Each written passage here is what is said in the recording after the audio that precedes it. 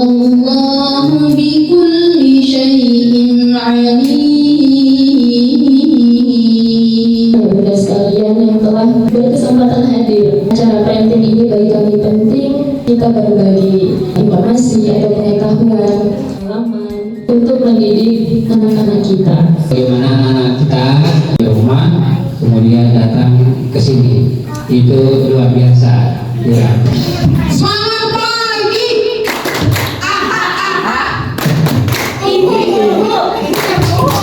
Asik. Yes. Semangat pagi. Luar biasa.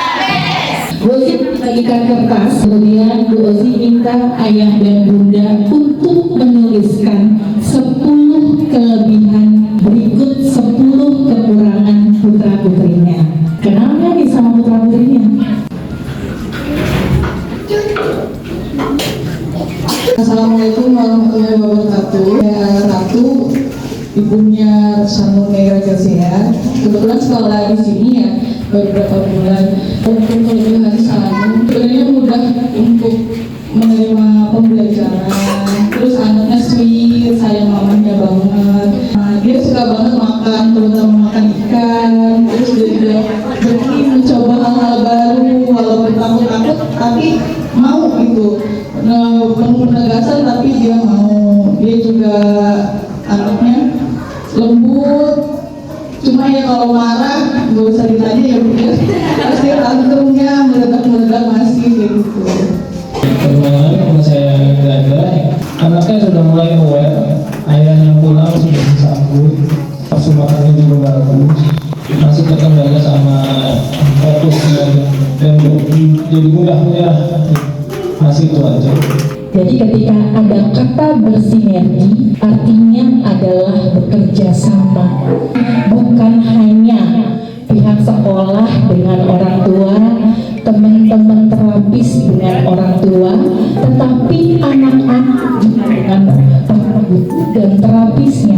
Dan hari ini pun Bu Ozi bertemu para ayah bunda yang mau hadir, sama-sama belajar supaya sama-sama tahu nih kita harus ngapain sebenarnya.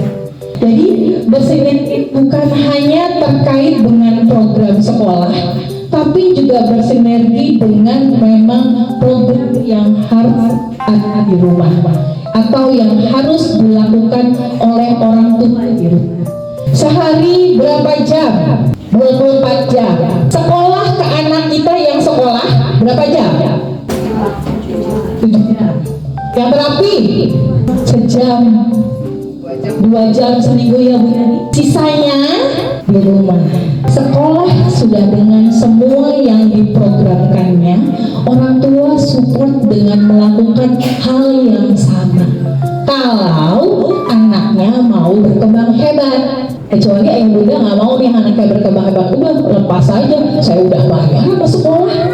Dan yang positif itu adalah orang tua hebat yang Bu Ozi apresiasi dengan mengangkat 4 jempolnya Bu Ozi, karena mereka mau bekerja sama dengan sekolah, dengan tempat terapinya. Tantrum di rumah faktornya banyak, antaranya adalah kalau memang anak-anak ini membutuhkan daya dan dia tidak daya, ya udah selamat deh itu guru-guru di sekolah, anaknya tantrum mulu. Terkadang Bu Ozi dengan orang tua ketika kita konfirmasi, kok bisa Bu, tadi di rumah baik-baik aja kok, nggak apa-apa. Yakin di rumah nggak apa-apa. Kalau Bu Ozi ketemu orang tua selalu minta, dulu kalau nggak salah sama Mirisa, Bu Ozi selalu minta di rumah tuh boleh kita punya list hari ini apa yang kita kasih sama anak, apa yang kita berikan latihannya hari ini. Memang 1 aja per harinya. Tadi Bu Ozi jangan lama-lama, 30 menit saja, tapi konsisten. Yang sudah memang konsistennya.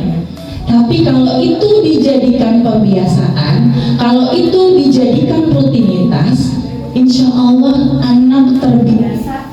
Karena kita kondisikan aman insya Allah. Bu Ozi punya orang tua murid, setiap hari dia mereport ke Bu Ozi dalam bentuk video, dalam bentuk catatan dan lain sebagainya. Bu Ozi nggak minta, tapi dia lakukan itu. Dan sekalinya dia tidak bisa memberikan latihan dia tuh laporan, Bozi maaf ya seminggu ini aku sakit, aku nggak bisa kasih latihan si A anaknya. Itu rasanya pengen nangis sebenarnya, karena saking begitu berusahanya si orang tua ini terhadap anak hebatnya, pengen banget anaknya memang berkembang dengan hebat. Segala macam usaha dia lakukan untuk memang memberikan latihan di waktu senggangnya dia. Ibu bekerja bukan? Ibu bekerja. Sebenarnya ketika kita berusaha meluangkan waktu, atau bukan meluangkan mungkin, tapi menyediakan waktu, harusnya anak-anak kita bisa berkembang lebih hebat lagi. Progresnya akan jauh lebih baik lagi. Ada yang di sini anaknya toilet trainingnya belum lulus? Masih ada ya? Ya. Susah nggak melatih toilet training? Apa yang susah? Coba Bozi mau dengar pendapatnya. Apa yang susah?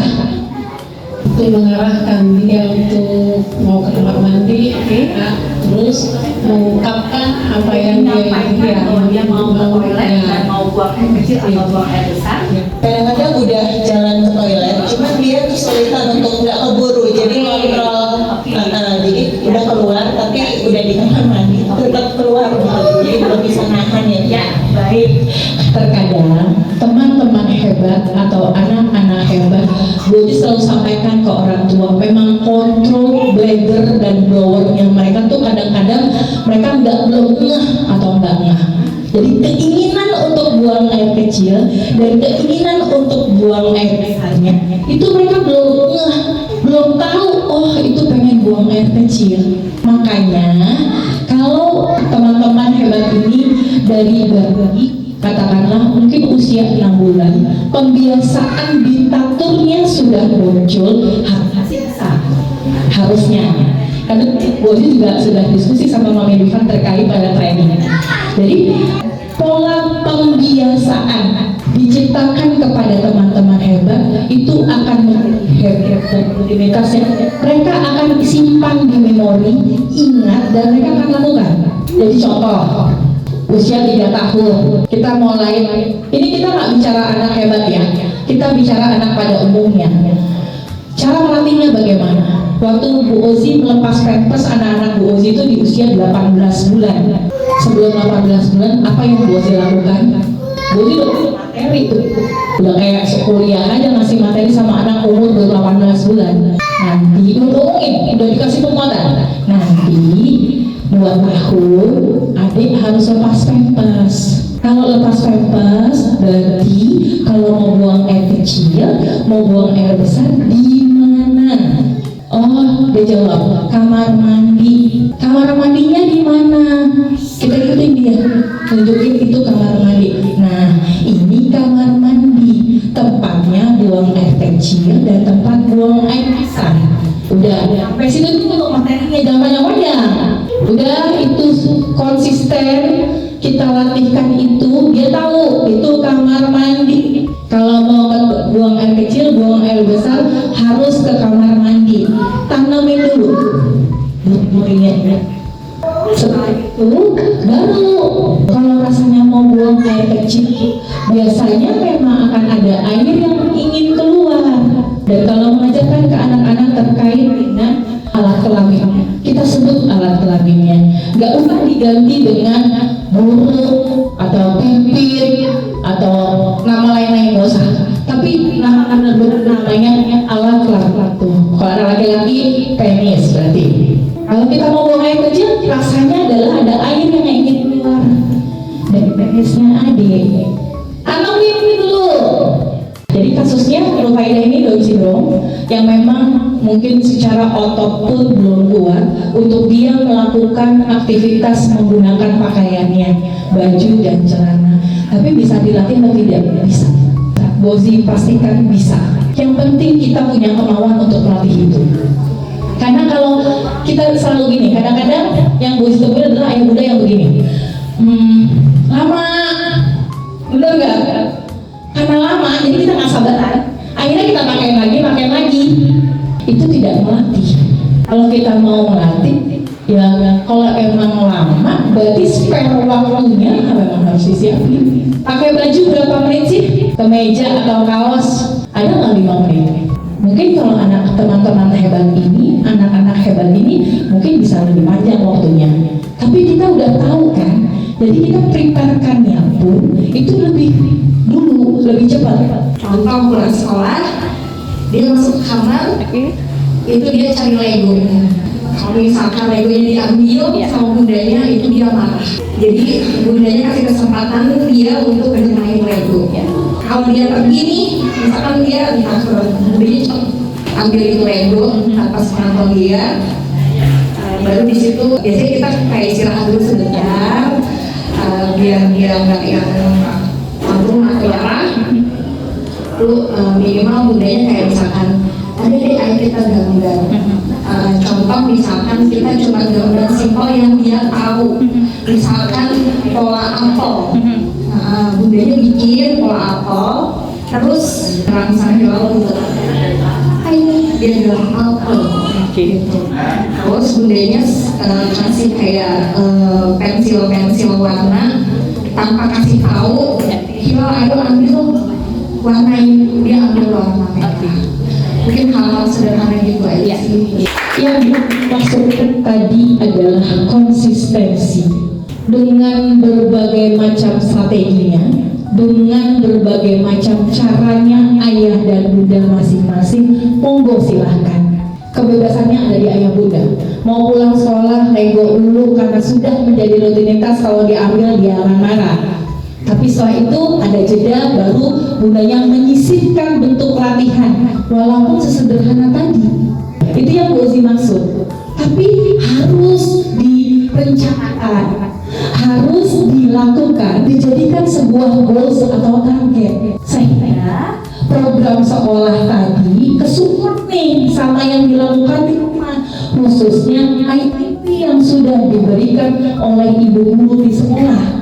Bu Ozi kenal banget karena Rifan anak lama yang Bu Ozi pegang lama juga. Jadi Bu Ozi tahu sesibuk beliau dengan aktivitasnya, tapi beliau selalu menyisipkan bentuk latihan. Walaupun kadang-kadang ceritanya gini, Bu Ozi masih dilempar pensil, ya nggak apa-apa. Hari ini dilempar, mungkin besok masih dilempar, besok lagi masih dilempar. Tapi kalau terus itu kita lakukan, kita konsistenkan menjadi sebuah kebiasaan yang baik, Bu Ozi yakin kok nanti gak akan dilempar. Yang penting kitanya juga yakin. Jadi pertama kalau untuk program di rumah, IPP-nya harus dikerjakan.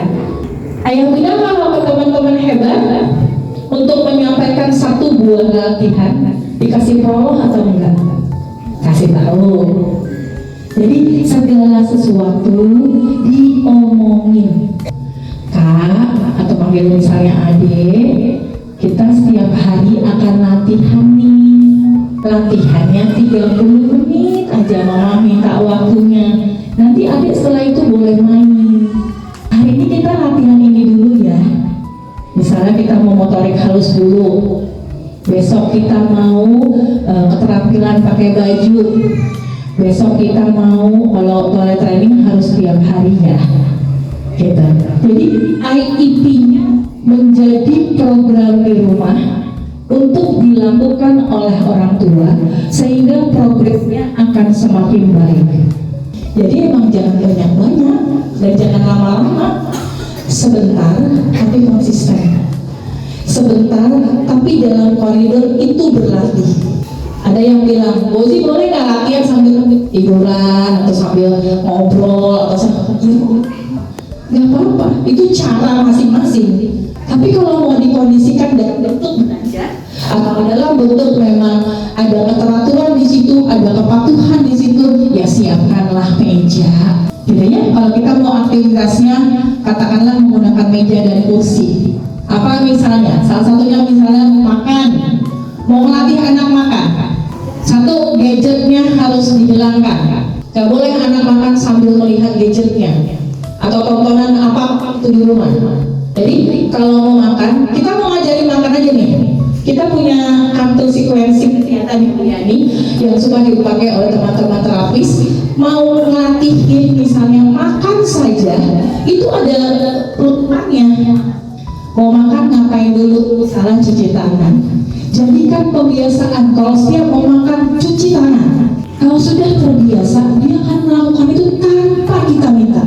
Tapi kalau kita nggak pernah ngelakuin, contohin, nggak pernah ngeprolohin, ngasih tahu, ya gimana mau dilakuin sama anak-anak? Karena kalau di sekolah kan ibu guru semuanya kalau mau makan nih, semua cuci tangan dulu, ngantri, wastafel di atas yang sekolah ya. Terus setelah itu semua bekal semua di depan masih berdoa dulu. Itu ketika dijadikan kebiasaan yang baik, itu jadi satu program baik untuk anak. Kita nggak perlu minta, dia udah tahu. Bahkan kadang-kadang anak ingetin kita, benar kan? Kalau Rifani ya. Jadi Bozi kadang-kadang sama anak yang paling kecil itu banyak diingetinnya. Karena nggak tahu faktor usia yang udah banyak lupa.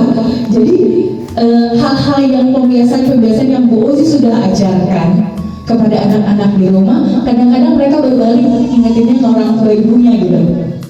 Hal kecil aja. Dari luar, kita lihat dari luar dapur, karena habitnya adalah masuk ke rumah itu langsung kamar mandi dulu, bersih-bersih, minimal cuci tangan pakai sabun.